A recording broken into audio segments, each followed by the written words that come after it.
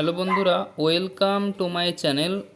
আশা করি তোমরা সকলে ভালো আছো, সুস্থ আছো। আজ আমি নবম শ্রেণীর ছাত্রছাত্রীদের জন্য ভৌত বিজ্ঞানের সপ্তম অধ্যায়ের শব্দ থেকে কিছু গুরুত্বপূর্ণ প্রশ্ন নিয়ে উপস্থিত হয়েছি। যে সমস্ত প্রশ্নগুলো ফাইনাল পরীক্ষা আসার সম্ভাবনা খুবই বেশি, তাই ভিডিওটি স্কিপ্ট না করে সম্পূর্ণ ভিডিওটি দেখবেন এবং @pandastar1670 চ্যানেলটি লাইক ও সাবস্ক্রাইব করতে ভুলবেন না। প্রথম প্রশ্ন থাকছে, শব্দ কাকে বলে? তির্যক কম্পন কাকে বলে? শব্দ দূষণ বলতে কী বোঝো? শব্দ তরঙ্গ কী জাতীয় তরঙ্গ? অনুদৈর্ঘ্য কম্পন কাকে বলে? দোলন কাকে বলে? বাঘের গর্জনের চাইতে মশার গুনগুন বেশি তীক্ষ্ণ কেন? সোনার বা SONAR যন্ত্র কিভাবে কাজ করে? স্বর ও সুর কাকে বলে? পূর্ণদোলন কাকে বলে?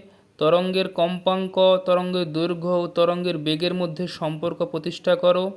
সুরযুক্ত শব্দের বৈশিষ্ট্যগুলি লেখো। USG কাকে বলে? শব্দের প্রতিফলন কাকে বলে?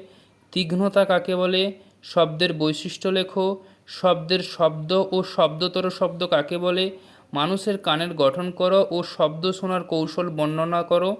শব্দ দূষণের উৎস এবং মানুষের স্বাস্থ্যের ওপর ক্ষতিকারক প্রভাব আলোচনা করো। চ্যানেলটি লাইক ও সাবস্ক্রাইব করুন এবং আমাদের পাশে থাকুন। অসংখ্য ধন্যবাদ।